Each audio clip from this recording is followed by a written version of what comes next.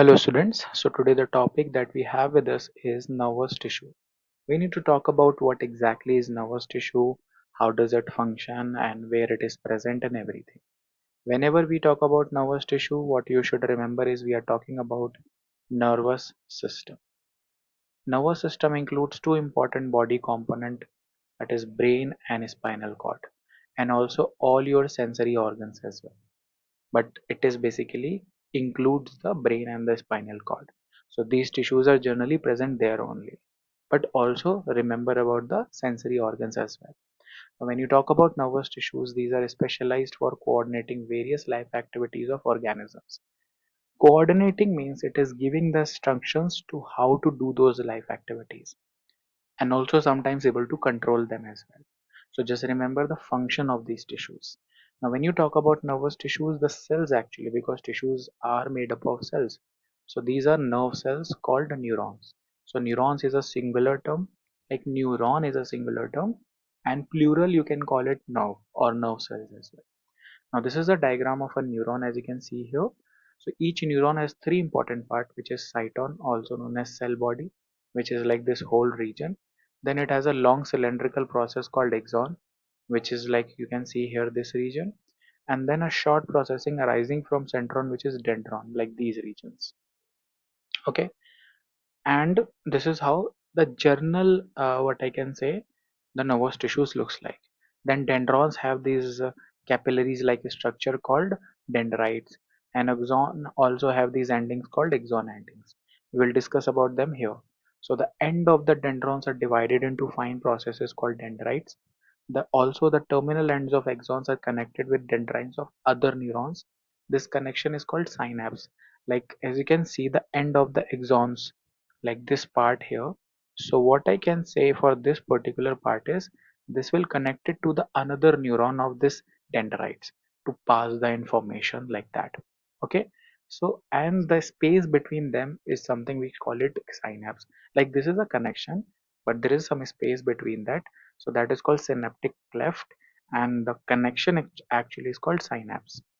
Now, axons of several neurons are bundled together to form a nerve. As I said, nerve is a plural term. Like when a lot of nerves can come together called a nerve.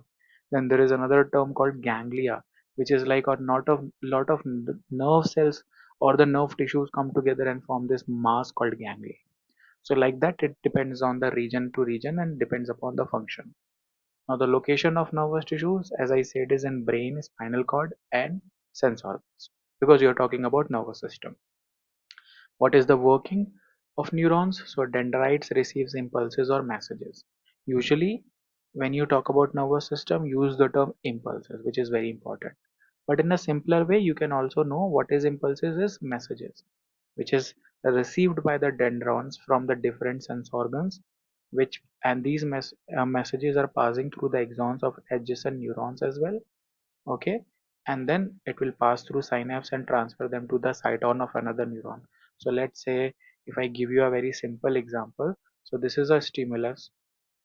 This stimulus will basically enter into the body, so the dendrites actually will receive the stimulus, dendrites of a neuron. Then dendrites will pass it to the cyton, cyton will pass it to the axon.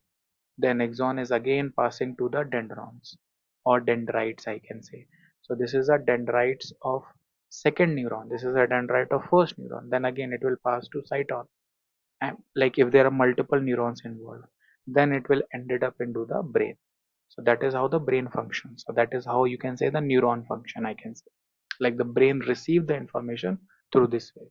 So as I said, the axon receive impulses from cyton and passes them to the adjacent neuron. What exactly the function they perform? So this is the working. What is the function? So as I said, the neurons of the sense organs detect changes in the environment, which is called a stimulus, as you can see here, and this message to our brain or spinal cord to form of nerve impulse for the appropriate response. Like for every stimulus there is a certain response that we need to give.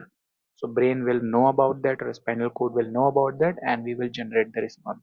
Like let's say you are sneezing, so if we simply put our hands onto the mouth, so this is a response that we have generated with the sense organs that we know that we have, that we are about to sneeze, that we should put our hands onto the what you can say mouth, or also the eyes itself are closed as well.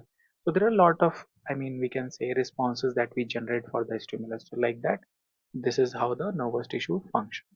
So I hope this will help you. Thank you.